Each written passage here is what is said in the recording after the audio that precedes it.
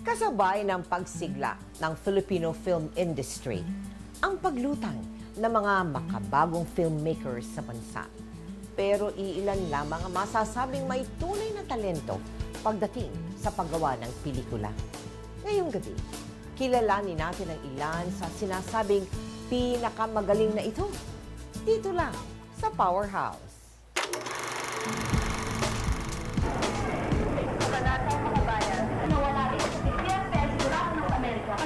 Kilala ang kanilang mga pangalan sa industriya dahil sa mga kontrobersyal na tema ng kanilang mga pelikula. Ay, ano ba yan? Karahasan, Ano ba yan? sexualidad, at kahirapan. Ilang lamang niya sa mga temang kanilang isinabuhay. Baguhan na maituturing ang direktor na ito. Taong 2004 nang simulan niyang gawin ang kanyang unang pelikula na pinamagatang Ang Masahista. Dahil kontrobersyal ang pelikula, nagsimulang makilala ang kanyang pangalan lalo na sa larangan ng indie films.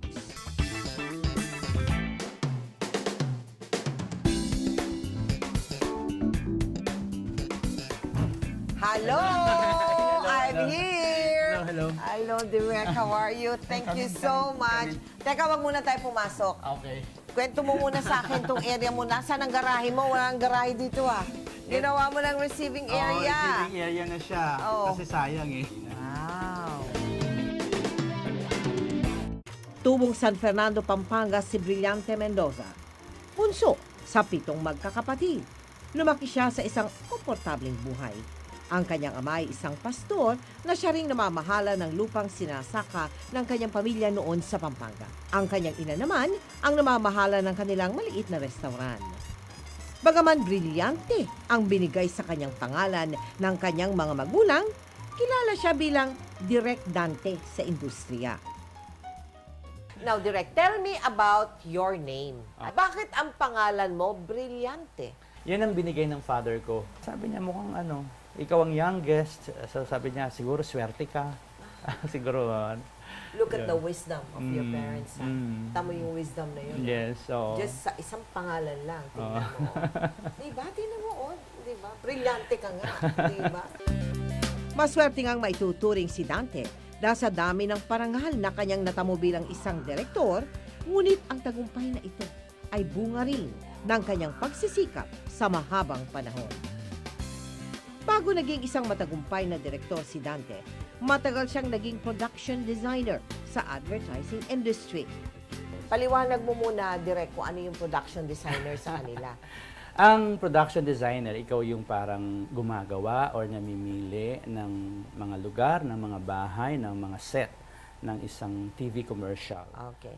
Kahit So, sa ikaw yung pelikula, nagke-create ako yung noong nagke-create. set na yun, Yes, ano? yes. Na tama ba na kuminsan, yung napapanood namin sa TV, kunyari kusina, magandang Yes, kusina. yes. Pero sa totoo lang, Yeah. hindi naman kusina yun na totoo, Yes, di ba? oo. Ikaw yung nagke-create ng Yes. ganon, di ba? Yes. At dito nga, sa kanyang tahanan, kitang-kita pa rin ang pagiging production designer ni Direk. Siya mismo ang nagdisenyo ng kanyang tinitirang townhouse. Look how you have transformed this townhouse. This simple townhouse. I'm sure ikaw mga detalye nito. No, Ikaw, iniba mo. Yung kulay, yung Aha. wall, yung floor. Oo, iniba mo, you change the tiles. Yeah, the tiles. At pati ceiling. Pati ceiling. Pati ceiling, iniba mo. And you put, anong tawag mo dyan? Fountain? Fountain, yeah. A fountain there. Kasi gusto ko yung may tubig eh. May tubig yung sound, yung sound ng water. Oo nga, ang ganda nga ng sound ng water. Asan galing ang tubig? Dito sa wall. Nagpalagay ka ng ano dyan, ng gripo. Yeah. oo. And you like animals, don't you? Oo.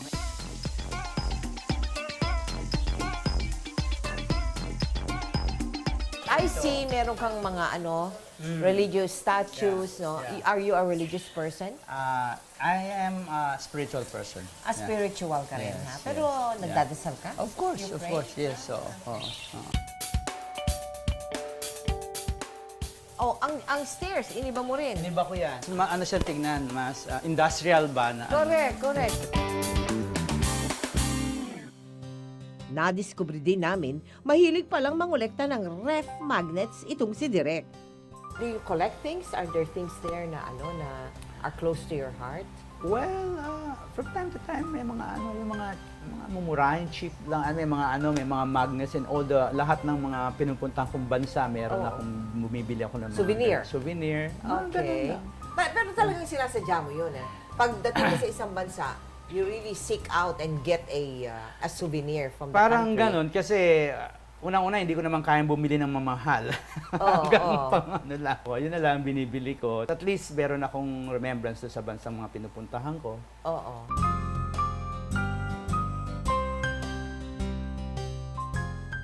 Do you cook?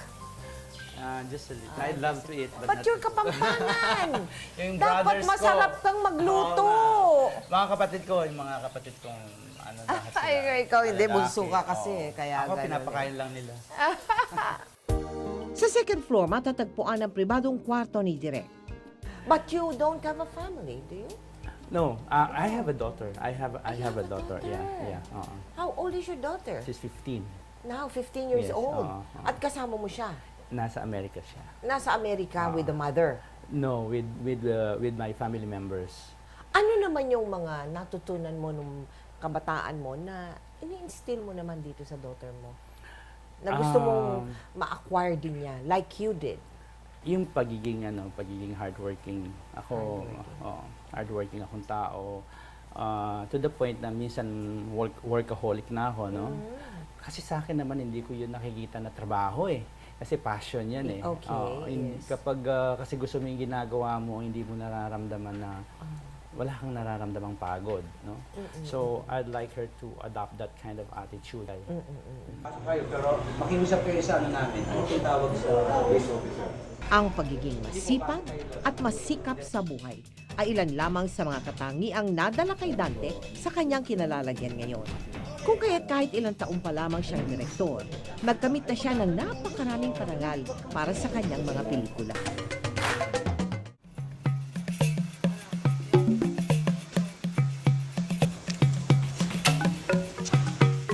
Kapag hindi nagtatrabaho, may ibang pinagkakaabalahan si Direk Dante. Ang kanyang garden. Hilig niya talaga ang magtanim at mag-ayos mismo ng kanyang mga halaman.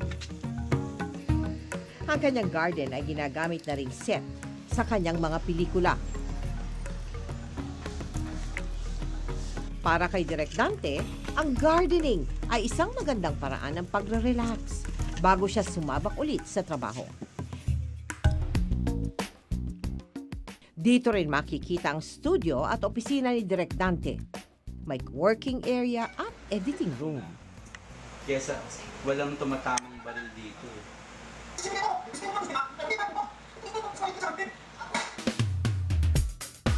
Dito rin sa opisina niya matatagpuan ang napakaraming parangal na iginawad sa kanya para sa kanyang mga pelikula. Let's go to your first award. Ano yung first yan? Never forget the first daw, eh, di ba? Yes, What yes. was the first one? The very first one was with my first film, no? Masahista. At ay nanalo yung Nana- masahista. Yes, nanalo na kagad siya Okay. sa Switzerland, sa Locarno, one of the most prestigious film festival and the second oldest in the world. Okay. So we won Yung- the grand prize. Yeah. Ano yung doon? Ano ang feeling nun? Yung biro, Hindi ako nanalo ka na. Unang pelikula mo pa lang.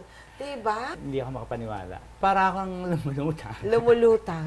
At saka ibang klase yung ibang klaseng awards yun, nandun, nasa piazza kayo eh. Ibig sabihin, you have like more than 1,000 audience Okay. in the plaza, no? Oo. Tapos you have one of the biggest screen I've seen in my entire life. Sinlaki ng building yung screen, Okay. nandun yung mukha mo, nandun ka sa stage. Oo. So, overwhelming. So, yun, and unforgettable. Ano pa yung mga inaano mo pa na sinisipat mo pa na gusto mo pang ma-achieve? Kasi at one point, it's no longer about yourself. It's no longer about your ego, no? It's no longer about the awards. It's more of yung objective mo, yung purpose mo, why you make films. Isa nga sa mga pinaka-prestigyosong parangal na kanyang nakuha ay ang Best Director sa Cannes Film Festival para sa pelikulang Kinatay. Awa ka sa akin, Lord! Huwag mo ko iwanin! Teka muna, ganito gawin natin. Yung isang pelikula mo, i-ano nga natin, i-trace natin yung pagbubuo ng pelikulang yun. What pelikula do you want us to trace? Siguro yung pinaka most recent, no, yung Lola. Si Lola, okay. Lola, oo. Si Lola. Saan ka na-inspire kay Lola? Unang-una kasi nakita ko 'yan, napanood ko sa sa TV, no? Napanood ko sa TV isang lola na humihingi ng tulong para sa apo niya na nakulong, no? So kailangan niya ng piyansa. Oo. Mateo Burgos po. Mateo. Ay, wala pong dalaw ngayon. Ipabot na lang po natin yan. Sige na po, sandali lang po. Hindi po po. And then another, meron namang isang lola na humingi na naman tulong na para i-libing yung anak niya dahil wala silang pampalibing. Oo. Marin! Andiyan ba nanay mo?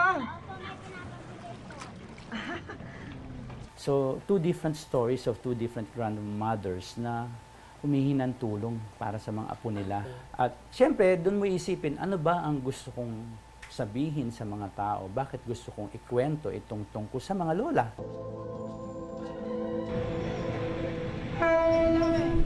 Para kay Dante, ang mga tema raw ng kanyang pelikula ay bunga ng kanyang karanasan at pagkamulat sa iba't ibang klase ng tao sa kanyang paligid.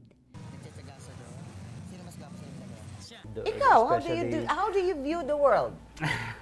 Sa akin kasi medyo sensitive ako sa ganyan. So, nararamdaman ko yung nakikita ko, hindi ko lang basta pinapakita, nararamdaman ko.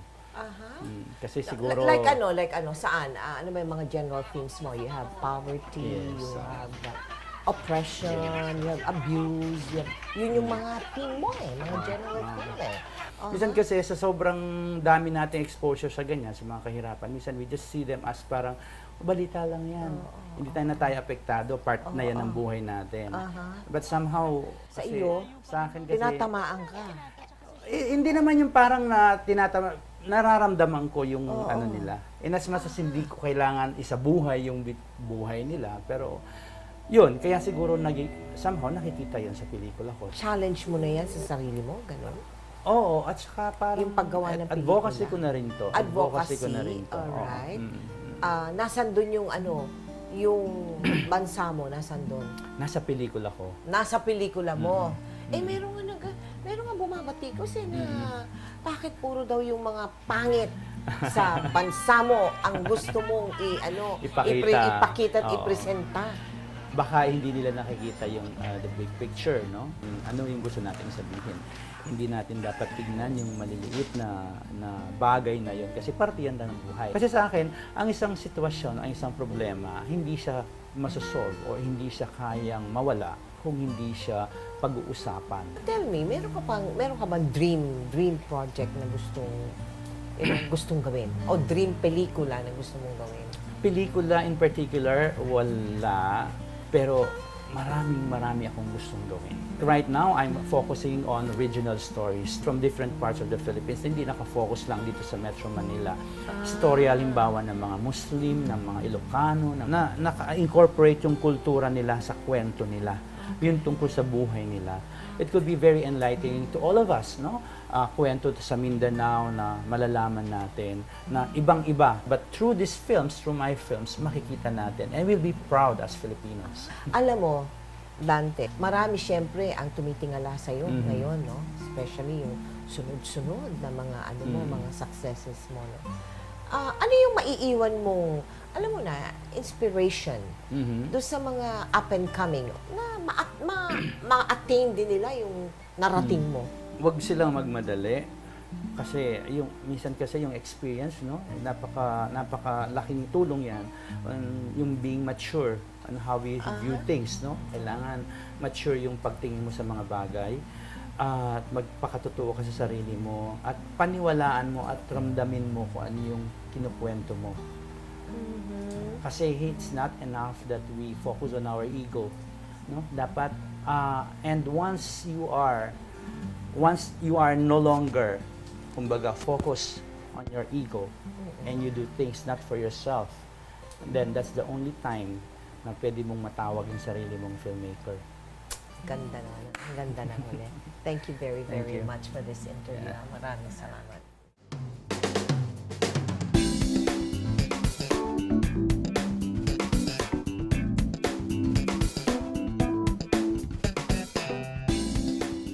Hello. Mario, powerhouse, kumakatok. Salamat Welcome, po. welcome, Thank you welcome. so much. Come in, please.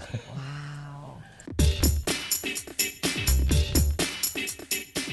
Uy, kita ko na agad ang mga paintings. Oo. Kay Marilu Abaya. Oh, really? Yeah, done by Kay pintura pala si Mario Abaya. Yeah. She gave that to me as a gift. Beautiful, Mm. And yung kabila, Yun is a Boholano painter I discovered in Bohol. talaga. When I was shooting in Bohol. Ang ganda rin. Oh, so beautiful. Yun. Ah. Isang bahay na cozy at punong-puno ng art pieces ang tahanang ito ni Direk Mario J. de los Reyes. European ang tema ng bahay ni Direk Mario. Mababa ang kisame at pinag-isipan niyang gusto ang lighting fixtures nito. So, sino nag-interior nito? Direk? Kami-kami. Ikaw din. Ikaw na rin nag-design. Ikaw pa nag-interior decorate. Wow! Bata pa man noon si Direk Mario ay maituturing na siyang achiever. Needless to say, flying colors ka all the way, no? From elementary up to college and all of that. It was not a pressure. I pressured myself because I said, when I was graduating in elementary, I was getting honors. So I graduated valedictorian.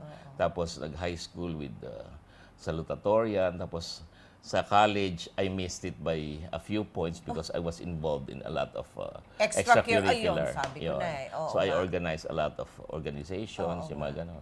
Na there was a time, I think, I was suffering from something like traumatic pressures. Pag hindi ako nakaka-achieve ng isang maganda sa isang araw, nagkakaroon ako ng either nasusuka ako or na-physiologize. Yeah, na-stress ako, na-tense ako, gano'n. Tubong Santa Cruz sa Maynila. Pang-apat si Mario sa 5 anak ni Lourdes Horolan, isang college dean, at Pastor de los Reyes, isang engineer. Aakalain niyo ba na bago pala naging direktor si Mario, ay muntik na siyang maging pari? Seminarista ka pala? Yeah. Totoo? Oo, kaya nga ngayon ang tawag sa akin, ex-convict. Pag galing ka sa seminar, sabi nila, ex-convict ka raw. Ganun ba yung tawag Oo. doon? And I thought, kinoconnect mo yung sabi mong ex-convict doon sa, kasi alam mo naman, rebelde ka rin pagdating sa paggawa mo sa mga, lalo na sa themes ng mga pelikula Pelikula mo. ko, oo, Di ba, you medyo. would not think that you came from the seminary and that you really wanted to become a priest. Totoo? There was parang bandwagon yon at that time. We were, I think, 12 of us who entered Our Lady of Guadalupe Minor Seminary. And then, we Hindi, stayed... pero in your heart, gusto mo rin talaga Gusto ko rin. magpare. Gusto ko rin. Oo. Kasi parang may religious calling and may vocation. And At then, ang parents mo supported you in that. my mother. Your mother gustong-gusto niya. Oo, nung my sabi, father did not. Inabot din ng 4 na taon sa seminaryo si Mario, pero sa ika-5 taon na niya nadiskubre ang kanyang pagmamahal sa teatro. Bagay na naging simula ng kanyang karera ngayon bilang direktor. Bakit nagbago isip mo? Kasi na na-introduce ako sa theater, which is my liking. Tapos nag-workshop ako, nagustuhan ko. I brought it back to the seminary. Nag-organize na ako ng theater groups doon. Nagpapalabas na kami sa chapel. Hindi na sila makapag-misa dahil nandun yung set ko. I yung mga thought ganun. Tapos sasabihin yung mo, iba na yung misa. Iba na yung... Kumakanta na, sumasayaw na minsan sa misa. Meron ng mga performances, mga ganon. So, sabi nila, I think you better go and evangelize and then become a director. O saan doon hinugot yung ano mo, yung pagka-artistic mo? Yung Siguro sa creativity, mother ko. yung- Sa mother Bakit? ko because she was an art teacher. And at the same time, she was yung sa home economics. Pagkatapos mag-aral sa ibang bansa, bumalik si Mario sa Pilipinas upang tuparin ang pangarap niyang maging isang ganap na direktor. So I came back to Manila. I was jobless at that time. Sabi ko, wala akong trabaho. Tinatawag ako ni Lupita at saka ni Cecile. Sabi niya, halika rito. Sabi ni Lupita, I have a film. I'm doing, can you do workshops for Nora Honor? Sabi niya, yeah, why? Sabi ko, because her brother, Eddie Boy, needed training because we're doing a film, Alquitrang Dugo. So sabi ko, sure. That's my association na with Guy. Hanggang sa naging friends kami. Tapos sabi niya, ay nako, i-direct mo na ako sa Makulay na Daigdig ni Nora. Yun ang simula. Na-identify ako sa mga bata. Ilan nga sa mga pelikulang ginawa niya na may tema ng kabataan ay ang High School Circa 65, Sino naman sa kanila ang gusto mo? Wala akong mapagpilian eh. at ang pinakatatangi sa lahat, ang Magnifico. Kaduring, hindi pa po ba gumagaling yung lalamunan nyo? Alam mo ikaw, niloloko mo lang ako. Bukod sa maraming parangal na nakuha na Magnifico sa Pilipinas at sa ibang bansa, ito rin ang kauna-unahang pelikula mula sa Asya na nanalo sa prestigyosong Berlin Film Festival. Nanay! Punta Peya! Punta Peya! Hindi lang sa Berlin, nanalo siya sa Puerto Rico, sa Argentina, tapos sa Roma. Nagkakot ah. Oo. To date, I think meron siyang mga 59 awards. Wow. Oo, na from all categories, whether actor, sa production staff, sa pelikula, tapos sa director, tapos nagkaroon ako ng parang dati kasi I was not, kumbaga hindi ka ako seryoso tinitreat eh. Dati I was basically a commercial, they say you're a commercial director. But nasa loob ng puso ko yun na gusto kong gumawa nun eh. Naghahanap lang ako ng pagkakataon. So nung nabasa ko yung script na yon, sabi ko gusto kong gawin ito at ito na yung gusto ko i-present sa ibang bansa. True enough, nung present ko, nagkaroon naman ng recognition. Tapos much more than I expected. And this is your formal Yeah, dining. dining. That's by La Marosa, a painting. This one. Ibarra de la Rosa. Pero alam mo, Direk, I love that wall. Yeah. That wall is Pareho kayo something ni Tita else. Gloria Romero. Ang ganda-ganda Gusto ng niya wall ng mo. Ito wall. lang mga Mm-mm. mga crazy, Crazy na cut. cut na mga stones. Araal stones Ang yan eh. ganda. It's beautiful. It's Araal stones. All the way from there to there.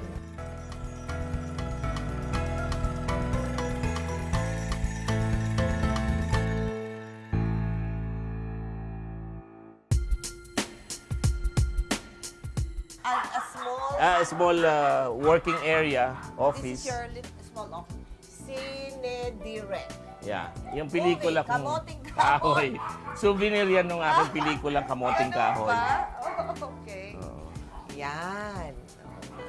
Very nice. So, itong ano mo is a sofa bed. Nakakatulog ka na dito habang nagtatrabaho. Ay, imagine. Nakakatulog na. Tulog ka na. Pagka Oo. napagod ka na dito, Oo, dito. that's it. You crash O kaya here. magpapamasahe ka rito. Oh, that's right. Di ba? Para sa pagod mo. Pero yun, nasa taas yung ano mo. Your, Master's Your bedroom. master's bedroom. Very nice. Oh. Ito, painting na- ni ano ito? Kanino ito? Ginawa ni Gabby Concepcion Gabi doon sa Concepcion. pelikulang Teenage Mama. Alright. Tapos ito regalo sa akin ni Dran Reb. Belleza. Paakyat sa ikalawang palapag ay makakakita ka pa rin ng paintings na puro regalo lang daw kay Direk. Ito naman sa second floor. Ito kay ano naman, Gigi Alfonso. Director Gigi Alfonso of the Orian Awards. Orian. Ito regalo niya sa akin dalawa. It's very novel, no? It's something different, ha? Yeah. May third dimension. Meron siyang third Diba? dimension. Tapos ito, Aha. isang study ni Amor Solo. Mga embroidery ng mother ko. Your mother. Yeah. Yung kanyang mga Fantastic. hand-woven na. Hindi, ano ito? Crochet. Bags, crochet. This is crochet and that also. Ito siya. Beautiful. Siya, beauty queen na. Oh,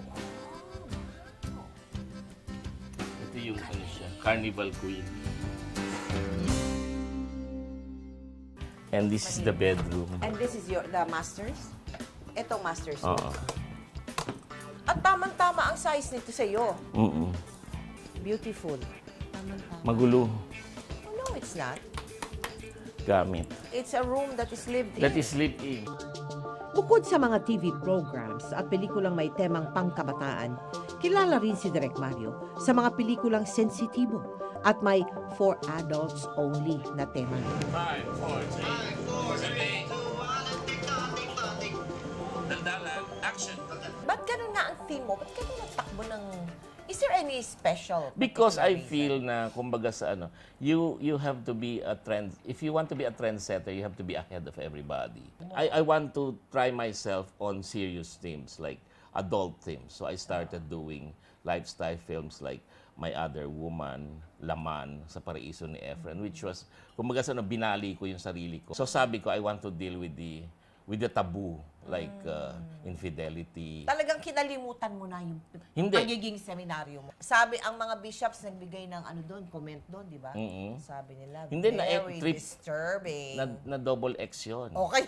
Tapos na I Oh, had ayaw to... mo pa ng very I had- disturbing. Sige na oo, nga, double X. Na-ban pa yon. Kaya nga. Tapos I was called by the MTRCB. I had to explain. I was labeled as a pornographer.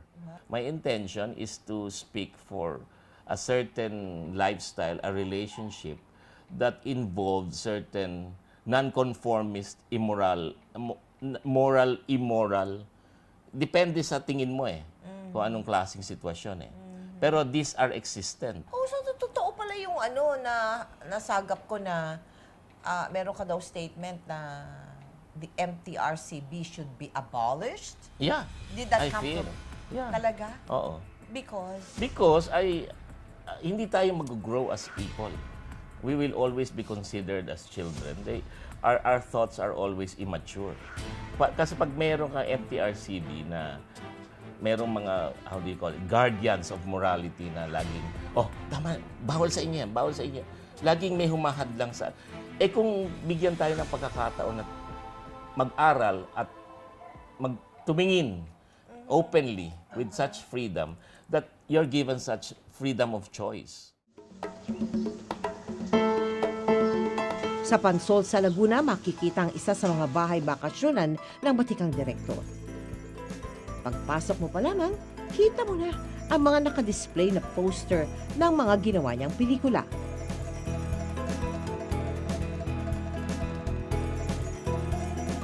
Hi! Hello, welcome. Welcome to Studio 56 here in Pansol, Calamba, Laguna. Please enjoy the place.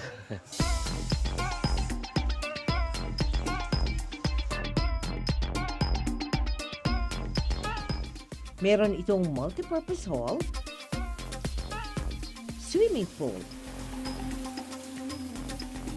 at syempre, mga private bedroom.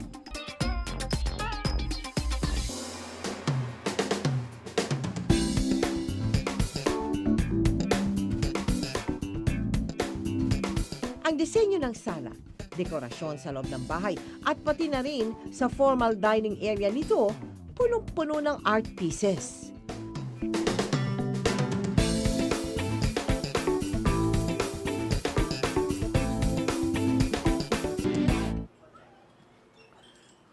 Yeah, welcome. Ito yung aming master's bedroom, which you also call the honeymoon suite. Hindi, ano ito, master's bedroom na. I wanted to sleep under a tree.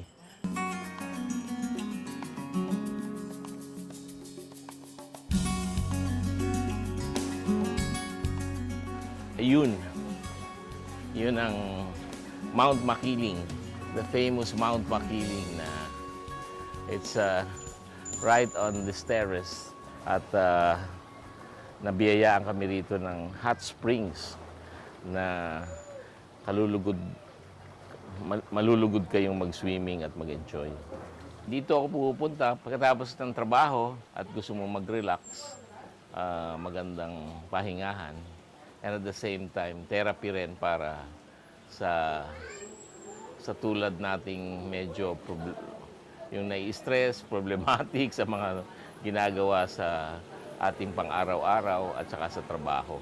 5, 4, 3, 1, action! Isa si Direk Mario sa pinaka-in-demand na direktor ngayon. Sa katunayan, katatapos lang niyang i-direct ang soap na Biritera. Isang malaking hamon daw ang mag-direct ng mga baguhang artista ngayon. How are you as a director on the set? Hindi naman ako seryoso masyado. Serious lang ako pag trabaho na. Tsaka yung kunwari nagba-blocking na, nagbibigay na ako ng instruction, ng direction. Makinig ka kasi hirap ako rito, ibig sabihin. Yeah. Kailangan nakafocus ka rin kasi ayokong mag-ulit ng mag-ulit. Sa lalaki, doon ka mahilig. How dare din kayo? Natuloy yung mata sa pinag-aaralan nyo, tapos nagagawa nyo manira ng buhay ng may buhay? Masasabi ko lang sa kanya, isa siya sa mga paborito kong director dahil bilang isang artista, mahalaga yung well-guided ka sa bawat eksena, sa takbo ng kwento, kung paano yung motivation mo, importante yun. So, ganun yung nakita ko na plus factor sa kanya. And no wonder, isa siya sa mga talagang batikang director at paborito ng marami dahil sa kanyang pagiging actors director.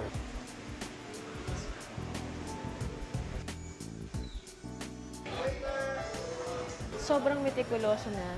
Kumbaga, talagang pinaperfect niya lahat ng mga eksena ayon dun sa gusto niya. Kapag sa isang eksena, yung, sige, gawin mo yan. Meron siyang talagang gustong mangyari at sasabihin na yun sa'yo. Tapos hinahayaan niya rin ikaw na gawin kung ano yung gusto mo doon bilang sa character mo. So, nag-drive talaga. Talagang hands-on at maalaga si Direk sa kanyang mga artista. Sa katunayan, siya rin ang creative consultant at workshop director ngayon ng GMA Artists Center. Araw-araw halos tayo entertaining, di ba? And then you are given certain scripts to memorize, even on the spot. Really, yung obligation mo ron has been crafted already by the director. Malimit sa atin sa mga artista, hindi naman sila talaga nag-aral for that eh. Kasi wala naman tayong school eh. That's what, na-turn off ako pagka sabihin na, uy, direct, gawin mo akong artista, pwede akong rapist, pwede pwede maghuhubad dito. Yung binibiro yung ating industriya, na parang napipiv ako. Kasi, yun nga eh, hindi tayo treated professionally. Kasi ang pag-aartista, akala nila hobby. It is a job, hindi ba? The money that you are being paid for is not a joke. Sa atin, yung mga direktor, yung mga hindi nag-aral, sorry, dapat mag-aral kayo, di ba? Kasi pinag-aralan din natin ito eh, hindi ba? Yung artista, dapat nag-aaral din. Ano naman yung mga bagay-bagay na nakikita ngayon in the industry that you would rather matanggal, mawala, mabago? Meron bang ganyan? Practices that really, to your mind, pampalala, pampabigat, hindi Siguro, pampaganda ng unang-una na industriya. yung taxes. Taxes. Masyado malalaki ang taxes sa industriya. Yung pag-import ng mga equipment at saka mga raw stock and raw materials, sana mabigyan ng mas mababang levy yung mga yon. Kasi, tapos yung sana we can send people abroad, sent it by the government to study further scholarships like special effects or how to operate new technology. Pangatlo, yung that the government itself creates a fund, parang nasa commission na rin, pondo na pwede ang sino man o sino mang director or artist na magpe-present ng proyekto niya at kung ma-approve yun na. And then a festival na continuously within the year, hindi lang yung Metro Manila Film Festival na very commercial ang mga pelikula. Ano yung gusto mong makita sa industriya ng pelikula sa Pilipinas? Unang-una, sana magkaroon tayo ng isang film commission that handles everything. For the purpose of? For the purpose of regulating and creating an industry big enough to become self-sustaining and productive. Di ba? Para may commission na parang isa siyang, kasi ang treatment sa ating film industry is parang cultural fair lang yan eh. Hindi yan talaga nabibigyan ng tamang pananaw at saka pagkakataon. Our workers it's not really that organized, hindi ba? Direct, napakatayog ng ng yung kinikwento mo sa akin kanina, gusto mong makita sa industriya ng show business dito sa ating bansa. I hope it materializes in our lifetime or in this generation. Yes, But and that's precisely what I wanted to say. Thank you very much for the interview. Thank At you. kasama kami sa salamat ng mga marami. kanaisan mo sa Yes. pagpapahusay. Thanks for giving ng me the chance industriya. to express these things. It's our pleasure. Thank you. Sila ang muling nagbigay buhay sa humihinang industriya ng pelikulang Pilipino. At dahil sa kalidad ng kanilang mga pelikula, inaabangan ng buong mundo ang kanilang mga obra. Abangan ang susunod na kabanata. Ako po si Mel Tiangco. Hanggang sa susunod na Martes, samahan niyo po akong silipin ng mga bahay at buhay ng mga taong nabibilang dito sa Powerhouse.